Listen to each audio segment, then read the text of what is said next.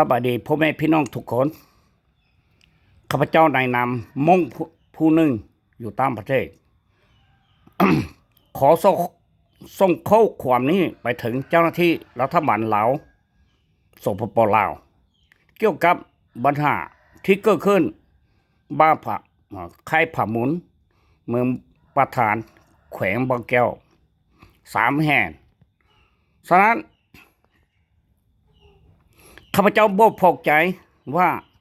พวกมองจะปฏิบุกโจมตีค่าย3 แห่งนั้นท่านเจ้าหน้าที่ลาวได้เทมความบ่ดีให้พวกมองว่ามองได้ไปบุกโจมตีสภาพมองบ่มีปืนน้อยปืนใหญ่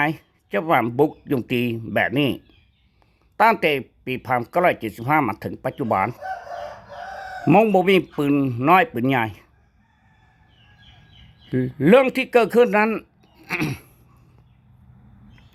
พวกเจ้าหน้าที่ทหารลาวได้ร่วมมือกับวาแดงผลิตเฮโรอีนยาม่านั้น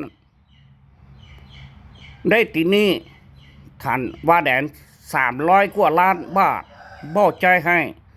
วาแดงฉะนั้นพวกวาแดงจึงได้มาบุกโจมตีค่ายผ่าหมุนเมืองประธานแขวงบางแก้ว3 แห่งนั้นเรื่องที่เกิดขึ้นนั้นแม่นว่าแดนแต่พวกเจ้าหน้าที่ได้จับพวกมอง3 คนไปลงโทษตามระเบียบกฎหมายของบ้านเมืองให้พวกท่านป่วยอย่าด้อนที่สุขถ้าบ่ป่วยพวกมองนี้มองบ่มีความผิดมองไปให้ไปนาแล้วได้จับมองแบบนี้บ่ได้นะพวกมองทุกคนอยู่ต่างประเทศหรืออยู่ภายในประเทศต้องติดตามไปพร้อมๆกันเจ้าหน้าที่เหล่านี้อยากจับภัยก็จับอยากฆ่าภัยก็ฆ่าภัยฆ่าพวกมองนี้ไปหลายชีวิตแล้วพวกมองบ่พอใจให้เจ้าหน้าที่เราอย่าได้ขาดพวกว่าแดงเขาจึงมีปืนน้อยปืนใหญ่มาบุกโจมตีพวกท่านเกี่ยวกับประเทศลาวได้เปิดประตูให้ทานจีนเข้ามาอยู่ในประเทศลาวย่านหลอนหลายมาเยียบพ่อแม่พี่น้องประชาชนอยู่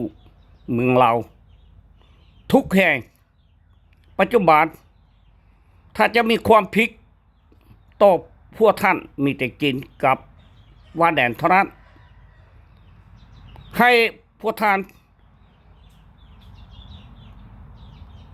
จงป่วย2-3 คนนี้อย่าดอนที่สุดถ้าบ่ป่วยพวกมองจะติดตามเปิดหูเปิดตาติดตามฐานรัฐบาลเราไปพร้อมกันสวัสดี